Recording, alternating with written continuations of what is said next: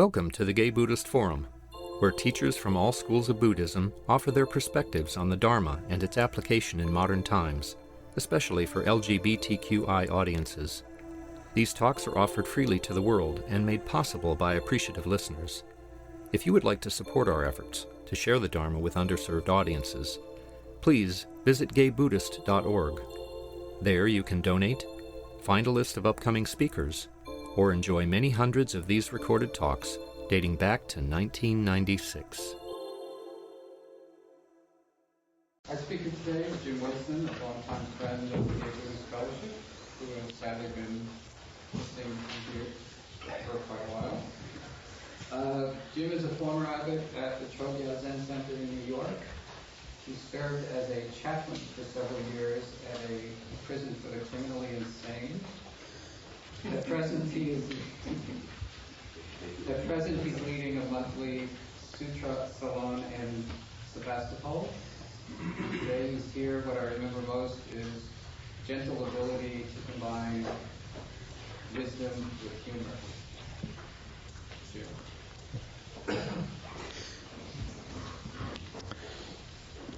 So I'd like to begin with a few simple contemplations. So if you'd turn to page 1.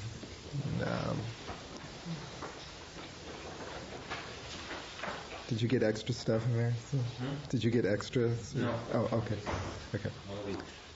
So I'll read aloud the charge of compassion, and everyone comes in together on the lines that are in italics. Does everybody have one, or that's something else?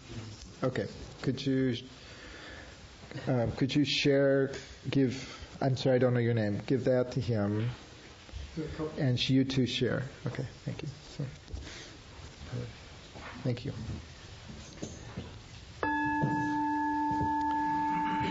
The charge of compassion. By the carrying of Kuan Yin and the laughter of Hotai, we meet. In gratitude, we meet.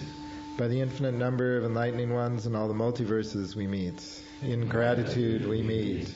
By the sun and moon, we meet. In gratitude, we meet. By the planets and stars, we meet. In gratitude, we meet. By the wind and rain, we meet. In gratitude, we meet.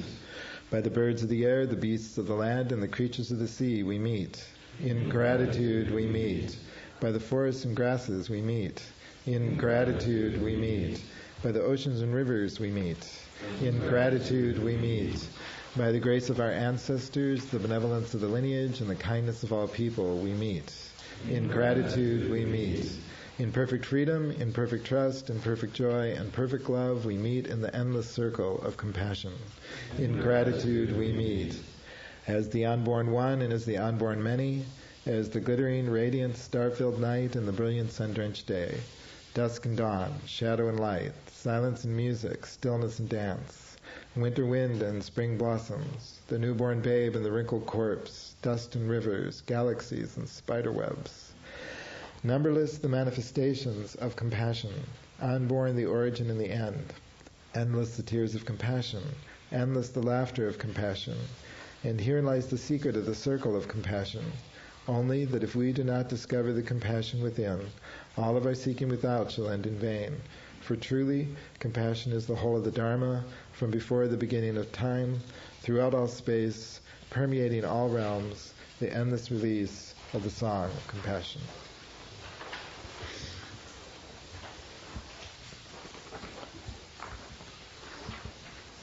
Turn to the next page, and together we'll recite the 3 refuges. The 3 refuges. We take refuge in the Buddha. We take refuge in the Dharma. We take refuge in the Sangha. We take refuge in the enlightened ones. We take refuge in their teachings. We take refuge in our spiritual friends. Buddham saranam gacchami. Dhammam saranam gacchami. Sangham saranam gacchami. We take refuge in the Buddha. We take refuge in the Dharma. We take refuge in the Sangha.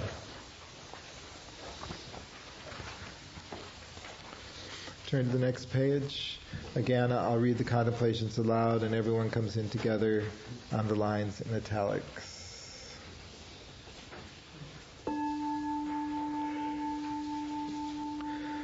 These are the contemplations for everyone. When we take this moment to recall, I am of a nature to grow old. I am of a nature to become ill. I am of a nature to die. I must at some time be separated from all that I hold dear. I am the heir of my own deeds. I am of a nature to become enlightened. I am not the only one to grow old. All are of a nature to grow old. I am not the only one to become ill. All are of a nature to become ill. I am not the only one to die. All are of a nature to die. I am not the only one who must be separated from all that is dear. All are of a nature to be separated from all they hold dear. I am not the only one who is the heir to my own deeds. All are heirs of their own deeds. I am not the only one who will become enlightened. All will become enlightened. Knowing this, the way appears and the path emerges.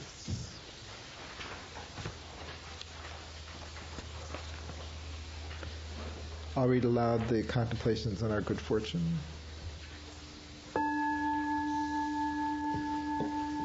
We take this moment to contemplate our good fortune in having a rare human birth. We take this moment to contemplate our good fortune in having a sound mind and body. We take this moment to contemplate our good fortune in having good parents. We take this moment to contemplate our good fortune in all the teachers we have had. We take this moment to contemplate our good fortune in living in a time and place of relative peace and prosperity. Such an auspicious time and place is very rare. We take this opportunity to contemplate our good fortune at encountering the Dharma, the way to liberation, and the cessation of all sorrow. Such a combination of fortunes is very rare, very difficult to find. Realizing this, we will not waste this opportunity. Realizing this, we dedicate ourselves to comprehending and realizing transcendent wisdom and infinite compassion. You can put this aside, and I'll return to them at the end of the talk. So, I like to start out with these simple contemplations, sort of set the tone. It's good to be back. It's good to see many familiar faces. So, does anybody have practice questions or Dharma questions before I begin the talk? I have one. Yeah. I've been reading the Upanishads, Mm-hmm. and a lot of it is very similar to what I read in Buddhism. But the Upanishads are a lot more fun. They're about life and the stars and energy, and Buddhism seems rather dry by comparison and analytical. And one's biology, one's chemistry, it seems. Okay. You know what I mean? One is the similarities, but the difference in emphasis. Mm-hmm. I'm not sure how to respond to that. I mean, people have different resonances. I'm not sure what you've read in terms of Dharma. So. If you want, I could suggest examples of Dharma that are very easy to access and not particularly analytical. As a countervalence to that. I think that the Buddha was very introspective and psychologically oriented. And the world of nature does appear on a few occasions in the discourses. For example, in the songs of the monks and the nuns, the Theravada and Theravada. They'll be said, the blue cliffs are beautiful. The song of the insects at night is lovely. As I meditate here, passages like that. But they're few and far between, because the Buddha saw that the primal source of affliction and suffering and inadequacies of our existence was primarily in the mind and grasping, and so his focus was there. It's interesting that, like Buddhist art, like tankas, is it's not nature art. It's metaphorical, symbolic art. You could call it almost metaphysical. Like everything is symbolic of this, symbolic of that. In China, Buddhist art took on a different direction. Buddhist art in China tends to become much more nature-oriented. So I think that's the source of what you're seeing. The Buddha wasn't against nature, and he, unlike the Western philosophical tradition, which saw nature as a realm to be exploited. I think the Buddha was kind of indifferent to nature. It was just sort of a given. So that's, as I say, his orientation tended to be highly introspective. So the opening passages of the Dhammapada are, we are what we think. All arises from our mind. Those who dwell, on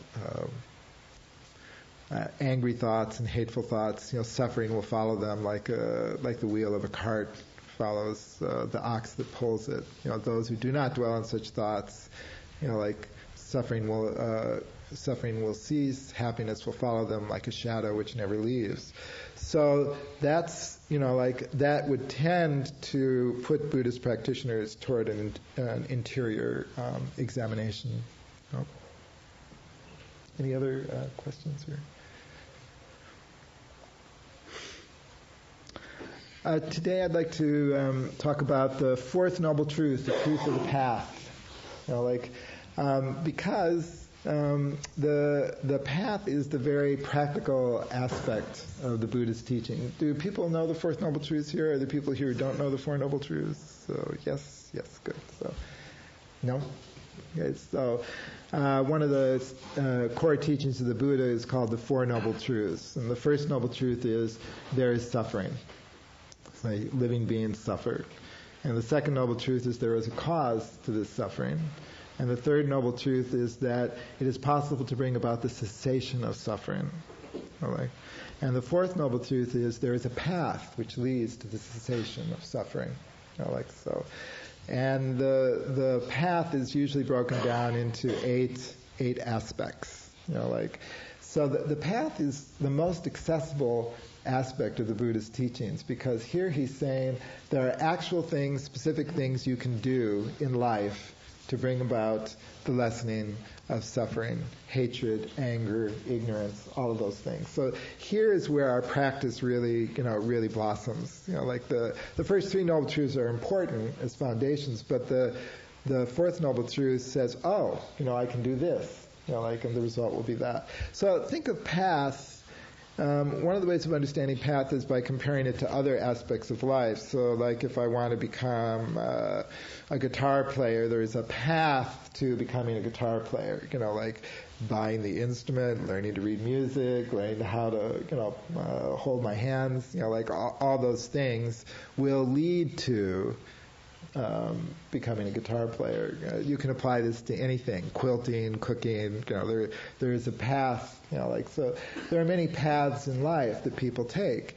So if you want to follow the path of the Dharma, then these skills are the things one can engage in order to become skilled in the Dharma, in the way a musician becomes skilled in music. Does that make sense to people? Or please feel free to ask questions at any time. So the first aspect of the path is called right view. And it's very interesting, apropos your comment, that the Buddha would start with right view. And right view, I'm going to give a very classical gloss on these aspects. It's understood as right view means understanding the Four Noble Truths, which means understanding what suffering is, understanding what its cause is, understanding how its cessation can be brought about, and understanding that there is a path. Another aspect to right view is the understanding of dependent origination, which is really the heart of the Buddha's teaching. And dependent origination is a kind of convoluted way of saying that everything in existence arises to causes and conditions. Everything in existence, which means that everything in existence is connected to everything else. That there's nothing in existence exists separately or in isolation. And another aspect of right view is understanding the deathless and the unborn. So the Buddha would say, often would say, there's that which is deathless, unborn. So the path is away from suffering, the cessation of suffering, and awakening to the deathless and unborn. See? So why does the Buddha start with right view? Why does he start there? It's very interesting. So here's an analogy I like to make, that if you have the view that the earth is flat, then that constrains your understanding of what it is possible for human beings to accomplish. So you won't do certain things because you believe that the earth is flat. So if your view of the earth changes and you understand that the earth is round, then you understand that other things are possible. Things that you didn't think were possible now become possible. Even if you don't actually do them, your view of existence changes. I think there's that kind of relationship. So, for example, if you have the view that you are a separately existing person, then that affects your behavior in the world because you believe that your actions won't have consequences rebound upon you because you're separate. So you can get away with things. So right view is placed there at the beginning because it shapes our whole perception of what it is possible for a human being to accomplish. Another way of looking at it is like if you're a baker. So you you want to bake some bread. Like the first decision is what kind of flour you're going to use. Is it going to be, like white flour, highly refined flour, whole wheat flour, coarse flour, millet flour, whatever it is. And that decision will shape what kind of bread you can make. What it's possible to accomplish with that particular lump of dough. We make certain beginning decisions, and you can think of those as right view, or as shaping everything which follows. So does that make sense, or how right view fits in? The other interesting thing about this is that it brings into the Dharma the mind. There's a tendency for people to think of Buddhism as sort of among some traditions as against thinking or against contemplation, But right view suggests that there is a place for contemplation and thinking about these central issues. There's an interesting tension in the Dharma, though, between the Buddha also said that there are major hindrances on the path to awakening. And the first of the major hindrances is clinging to views. So he often said that. Clinging to views is a major hindrance in awakening. So I love that tension right there in the Dharma, the tension between having right view and the danger of clinging to a view. And there's one, it's sort of like how to keep that balance is an ongoing challenge for people in Dharma practice.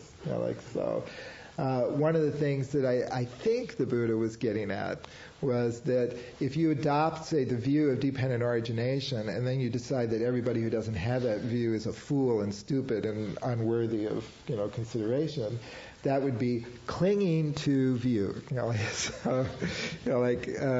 So there's a way in which view can open up one's mind and heart. And there's a way in which adopting a view can shut it down. So I think the Buddha was aware of both of those and the danger, of the danger of dogmatism appearing on the basis of having a right view.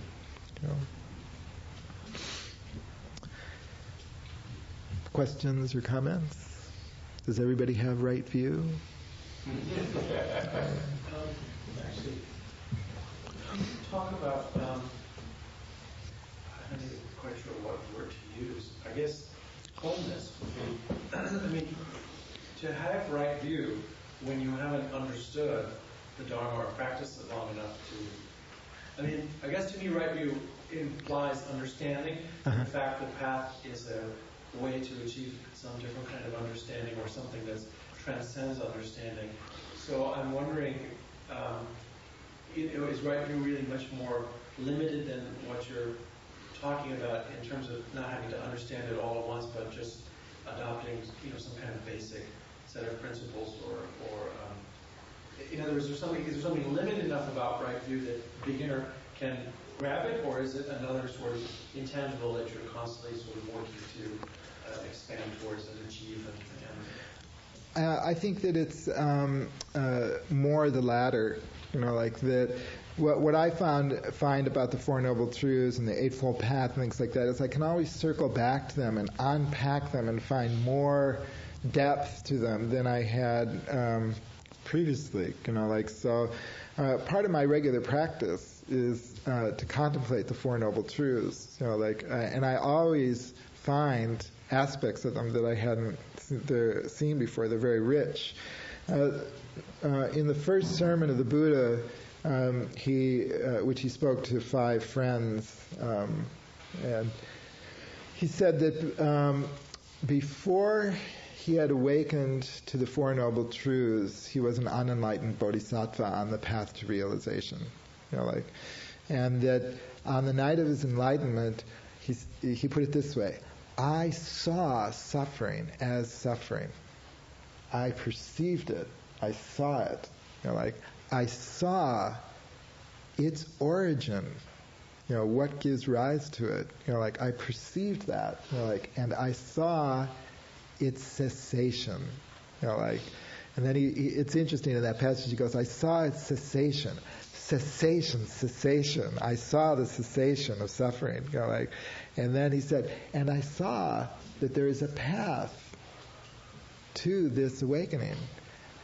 When I saw these Four Noble Truths, that's when I became the Buddha. He clearly considered this very much the heart of his Dharma. But on the other hand, there's an implication there that unless you're a Buddha, you won't understand them completely.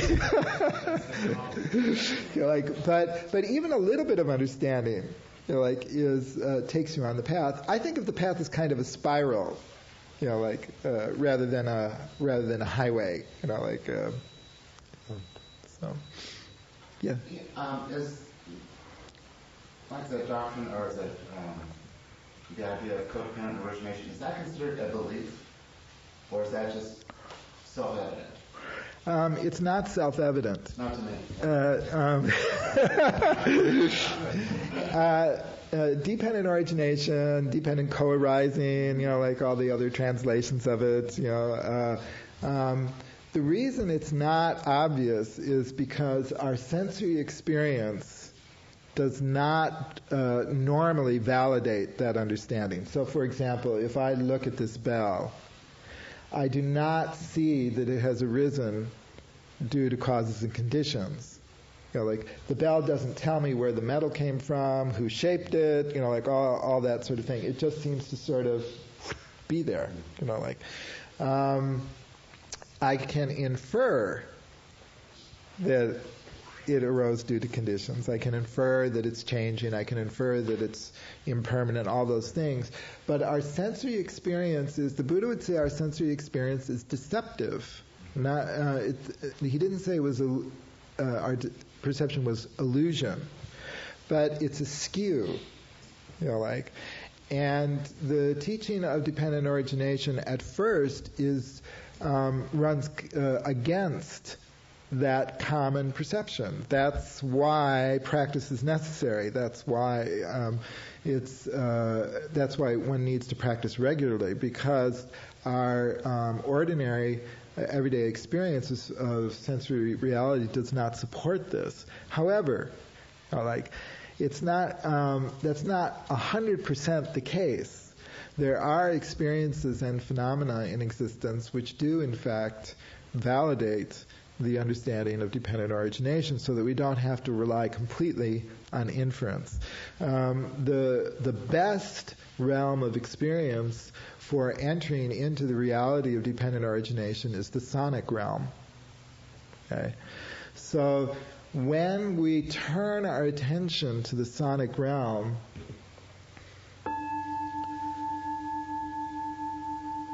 the sound of the bell appeared due to causes and conditions, me striking it, and that is apparent to our sensory awareness.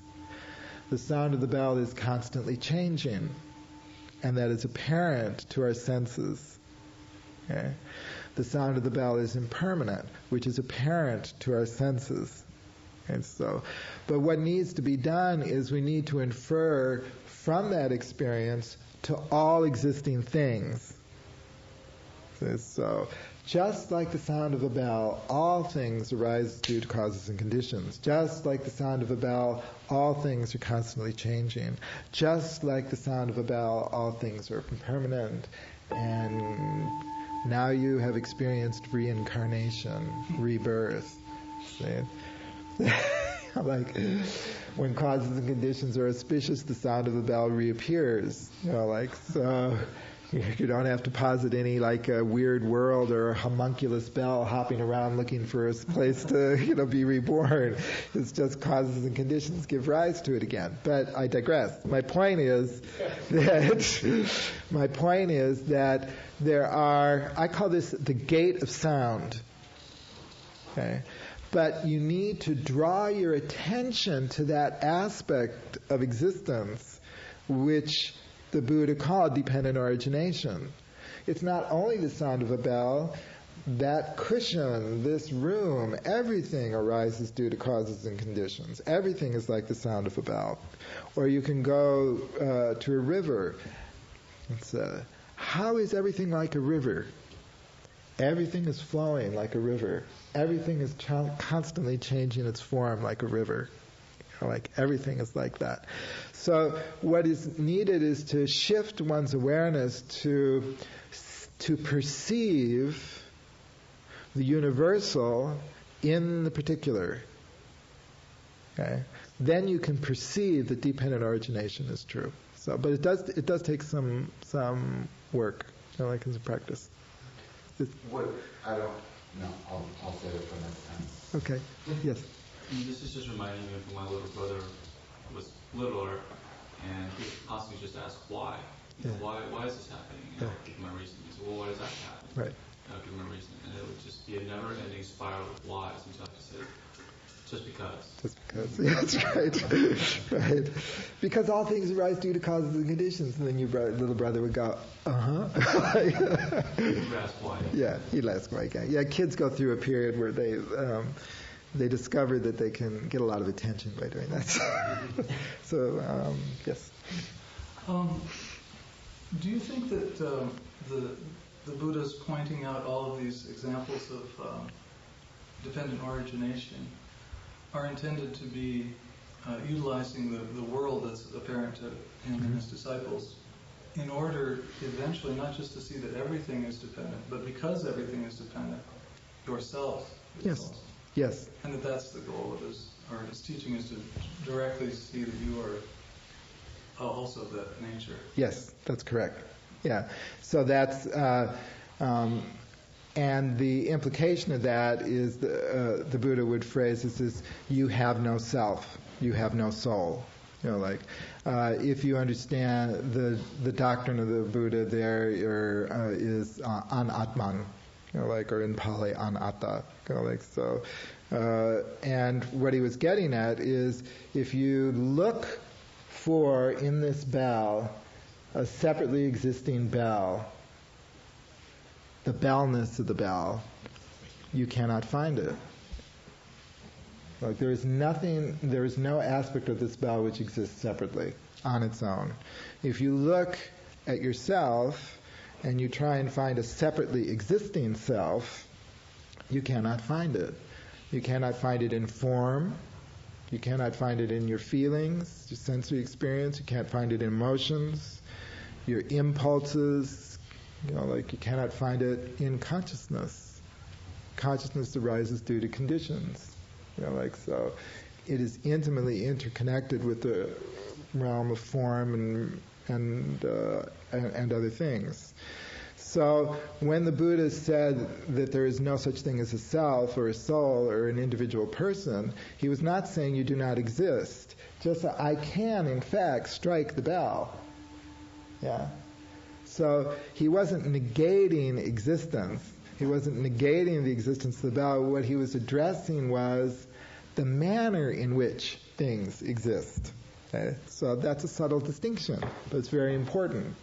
So he wasn't talking about non-existence. He was talking. That's what I meant by our understanding of existence is skewed. We think that to exist means to separately exist. But actually, to exist means to dependently exist, or more accurately, to interdependently exist. And realizing that, understanding that, is the basis for wisdom and compassion to arise. Was there So, dependent origination, how does an understanding of that help you when you encounter difficulties in your daily life?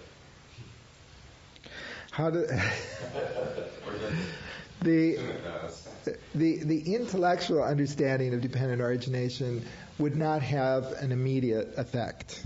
Okay, so the reason I say that rather confidently is that I know people who can very articulately explain to you the interdependence of all things, and so, for example, certain ecologists I know or environmentalists I know, and absolutely despise people who don't, get that. So the intellectual understanding of it alone will not guarantee, that a more compassionate or helpful understanding, and that's why the rest of the Eightfold Path is there. So that I call that the descent of compassion into the whole body. So the Buddha begins with a certain understanding, but that's not sufficient. Understanding alone is not sufficient. But if you lack understanding, meditation alone is not sufficient either. So think of the Eightfold Path as like 8 spokes on a wheel. That's often the symbol, so that all of them need to be there in order for the Dharma to roll. Or you can think of it in terms of, make an analogy to more ordinary experiences. If you want to learn baseball and you're taught just how to catch, nobody teaches you how to hit the ball at bat. You may know how to catch, but you don't know how to play baseball. So the point of the Eightfold Path is that all of these things need to be present, and then they mutually nourish each other. Okay? So yeah. Well, maybe I'll jump the gun to the other parts of the path, but I'm trying to see where values and ethics fall into the scheme of things. Values and ethics. Right speech, right action. Yeah. Because, I probably won't be able to go into the whole thing, but that's all right. It's just. If you can just say, you talk about your environmental friends or college friends who have this concept, and I'm making the leap saying that they probably feel the rage and hatred towards people in positions of power who do everything they can to destroy the web of life around us. Right. And that's an unskillful reaction. Right. It's actually the reaction I have myself. It's a human reaction. Knows that. I'm just wondering, how can you deal with the rage and the sense of just wanting to react in a non-skillful way? If you want, if I understand your question, the specific technique that I would offer is the cultivation of the four immeasurables. Love, sympathy, compassion, sympathy, and equanimity. So that, and those are based on just as I wish to be well and happy, just as I wish to be free from suffering, that person wishes to be well and happy, that person wishes to be free from suffering. The importance of this kind of practice is that instead of meeting people who disagree with you and shining a spotlight on your disagreements, you begin to cultivate a sense of how we're the same. And that's the basis for overcoming unskillful interaction. If you meet people and you've cultivated a sense that, oh, here's another person who rises due to causes and conditions, here's another person who is impermanent. Here's another person. Yeah. How about now? Impermanence now would be good.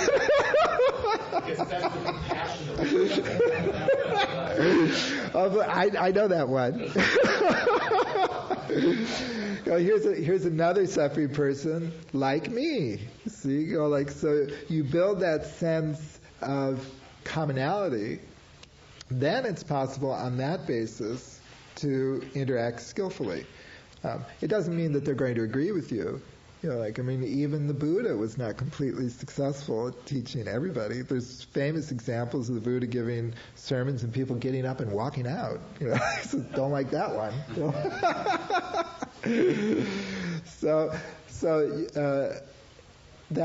That would be my specific recommendation, is the cultivation of the four immeasurables. Another specific recommendation would be the cultivation of non-clinging.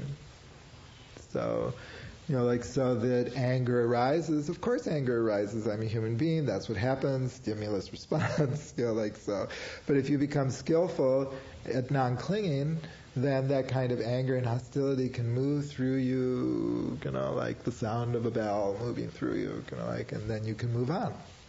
So those are the two specific things.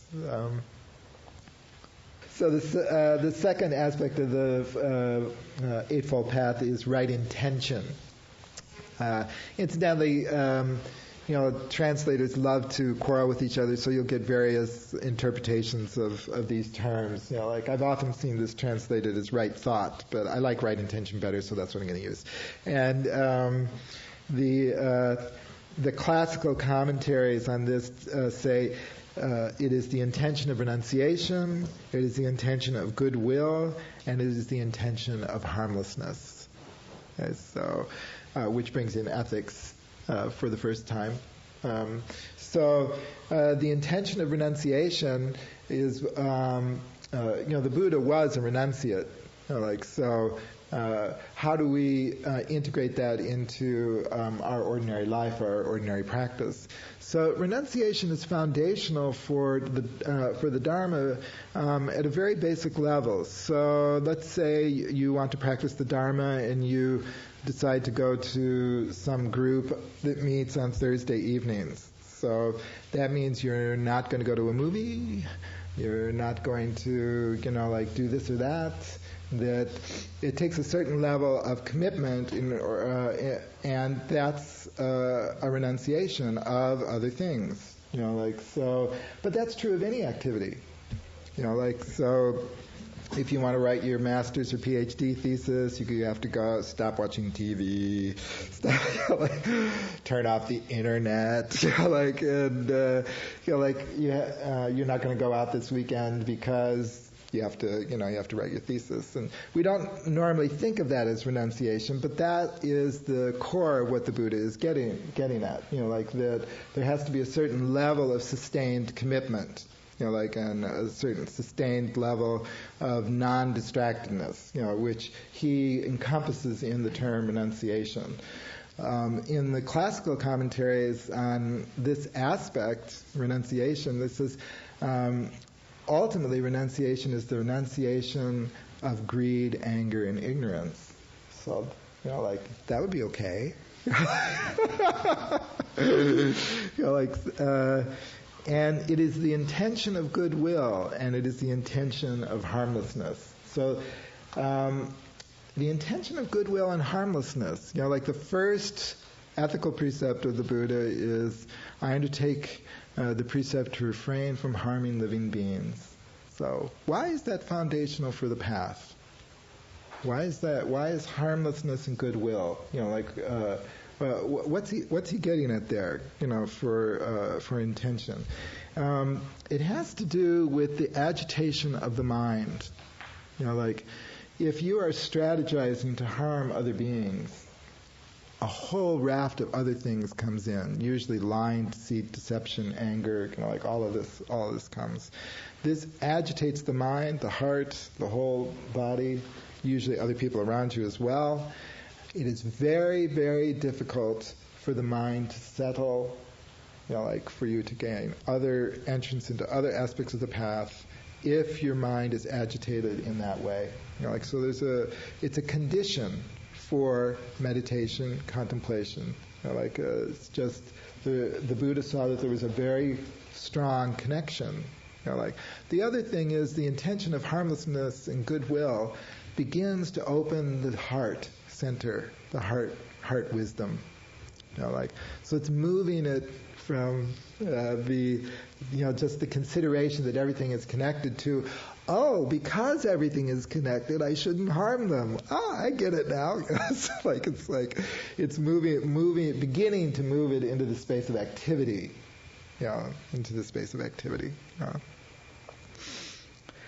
The other aspect about intention, which is key for the Buddha Dharma, is this. When the Buddha was teaching, the nature of karma was a central concern for all the spiritual teachers of his time, and they had various views about the nature of karma. For the dominant culture, the Brahmanical culture, karma meant ritual efficacy. And so if you engaged in certain rituals correctly, it didn't matter what your intention was. If you performed the rituals correctly, the result would be rebirth in heaven, celestial realm. So that was the Brahmanical view. The view of the Jains was that intention was also irrelevant.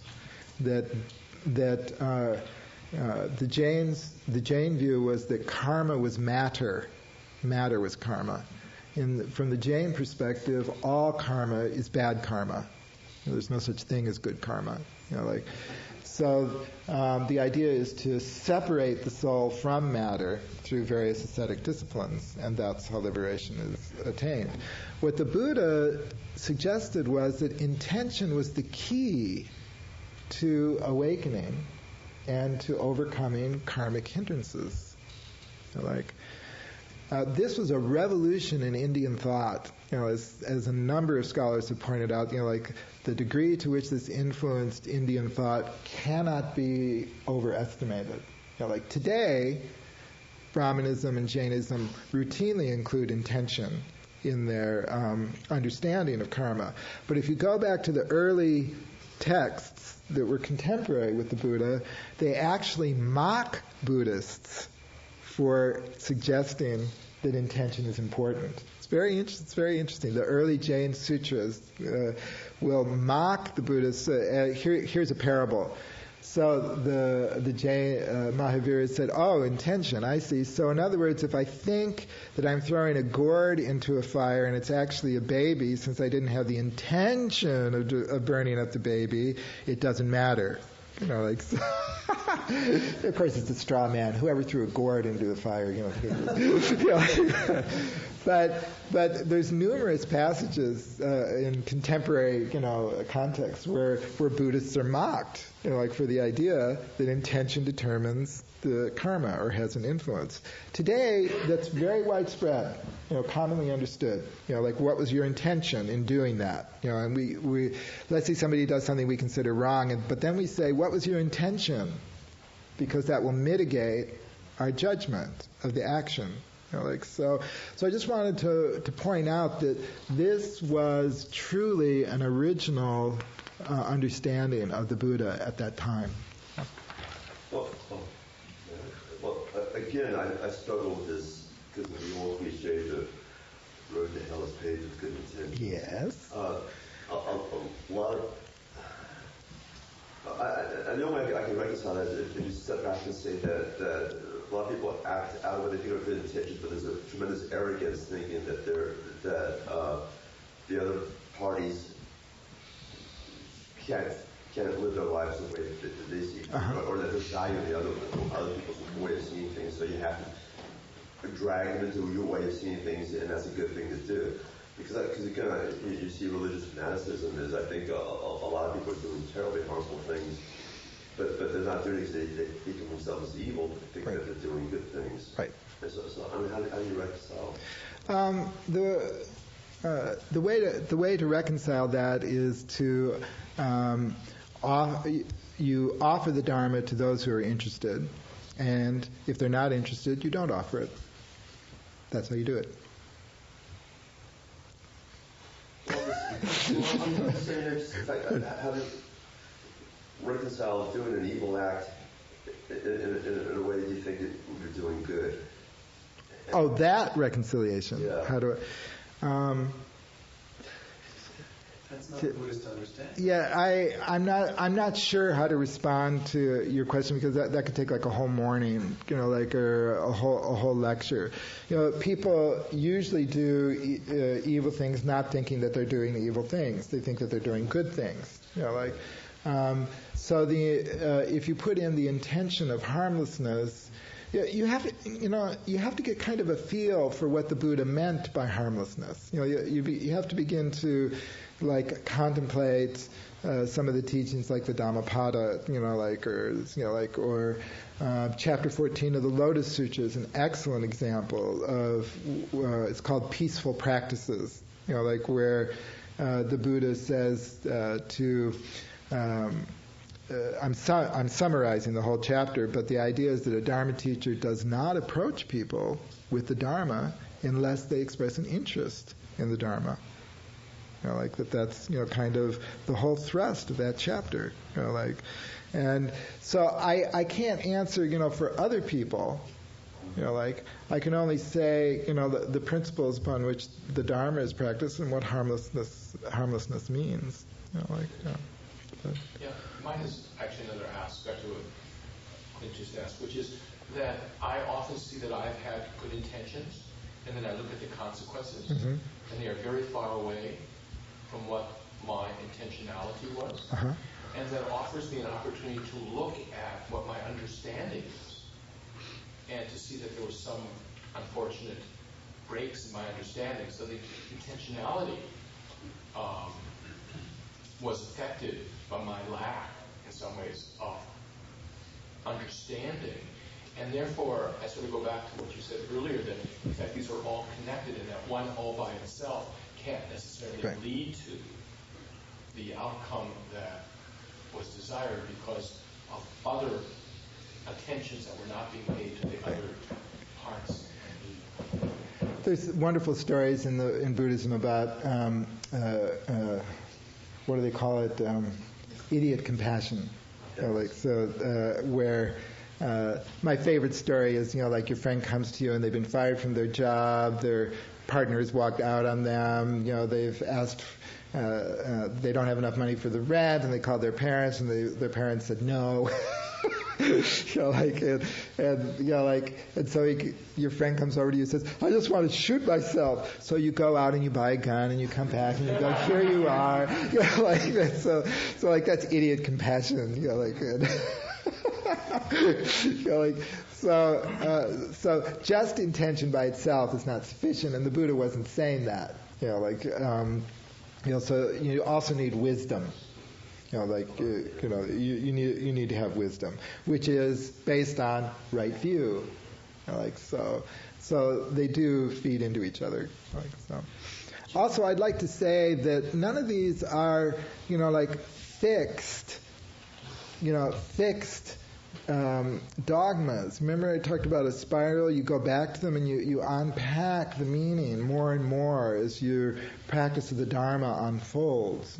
So I'm giving out these aspects, but these are just touchstones, beginning places. It's not that you memorize them and then, and then you've got it, like a sort of in a recitation way.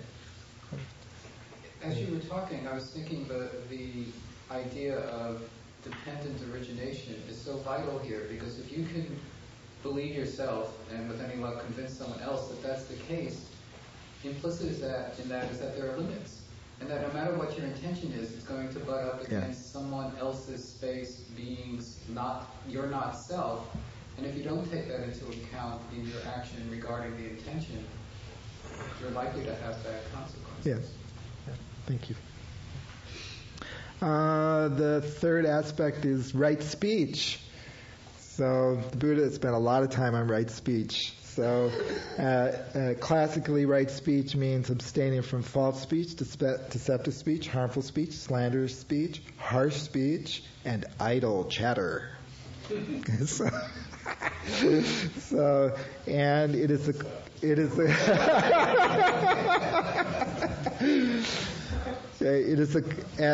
right speech is the cultivation of truthful speech, helpful speech, and speech on Dharma.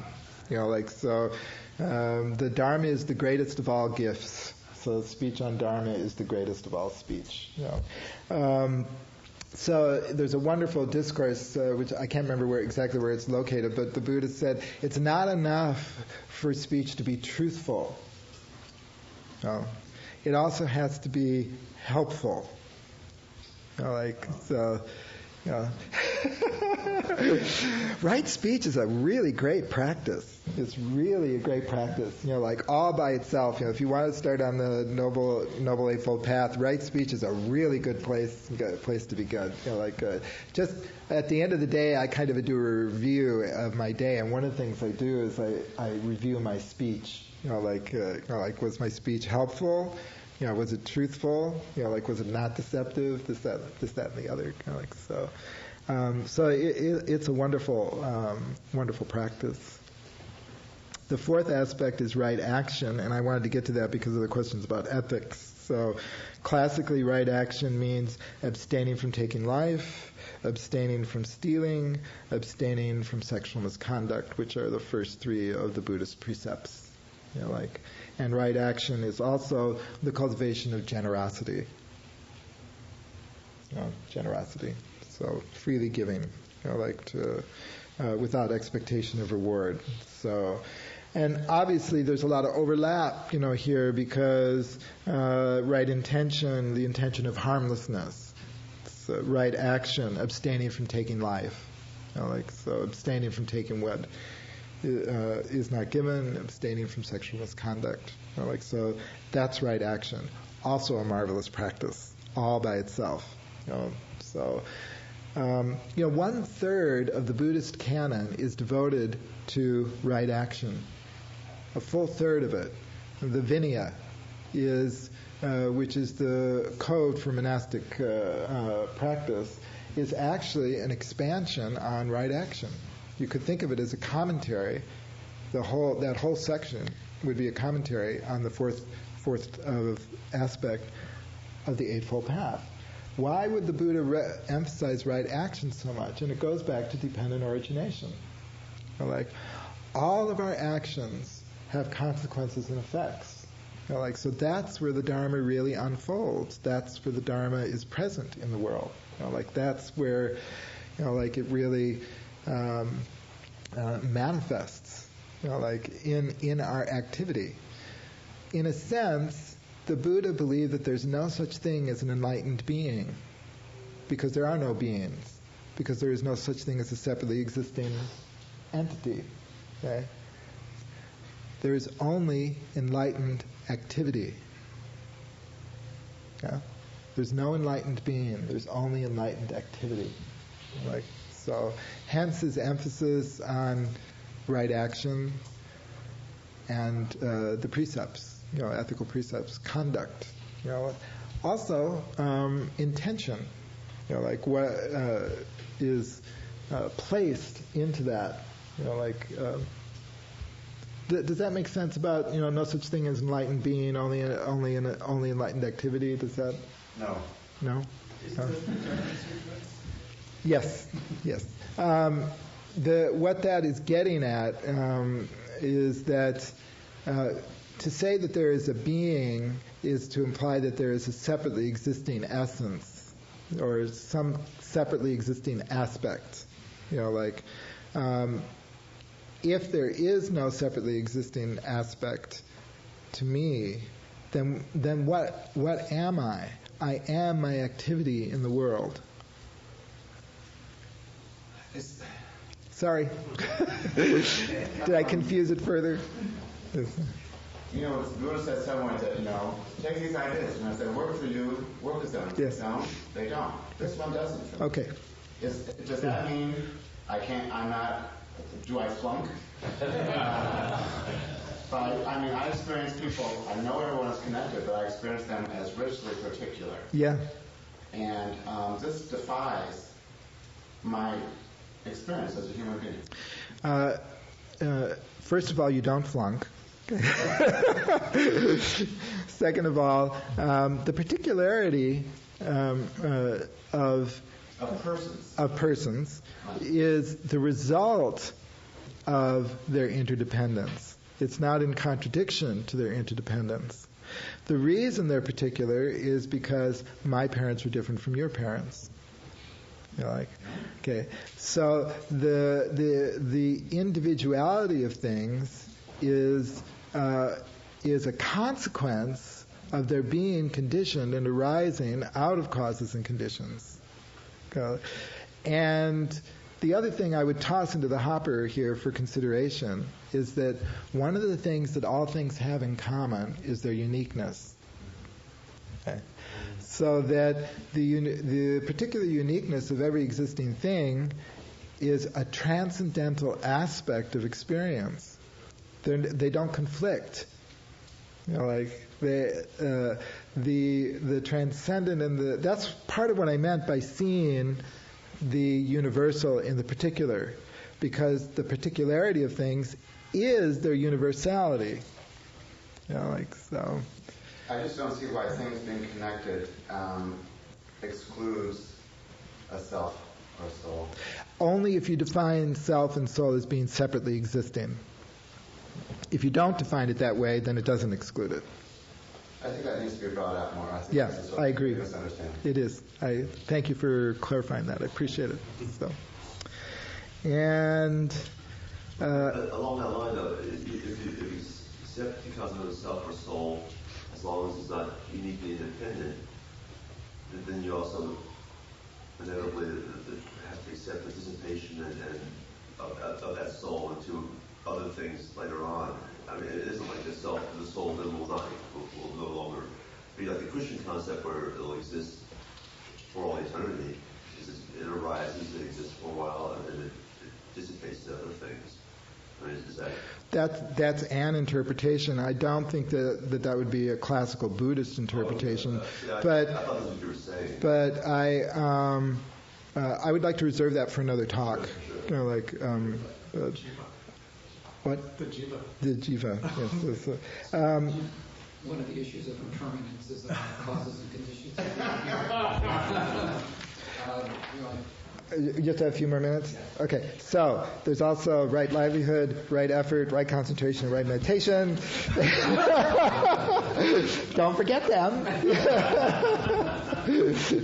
But the aspects of the path are important, but what I want to leave you with in terms of the path and the Fourth Noble Truth is that part of the uniqueness of the Buddha was that not only did he awaken, but he saw that there were specific things that people can do in order to also awaken. I believe that there are many people who awaken, but they don't know how they awakened. They don't know why they awakened. And it makes it difficult for them to teach other people, how to also have that experience. So one of the reasons the Buddha was such a successful teacher is he was able to look at people and say, here, this is what you need to do. This will take you forward. This will move you forward. And that's a wonderfully optimistic view of the potential for our life. So I hope that we can all enter the path and soon awaken and save all sentient beings from suffering. Thank you. You're welcome. Thank you for listening to the Gay Buddhist Forum. If you would like to hear several new talks per month and be notified of upcoming speakers so you can participate live, please subscribe to this podcast, like us on Facebook, and join our mailing list by visiting gaybuddhist.org.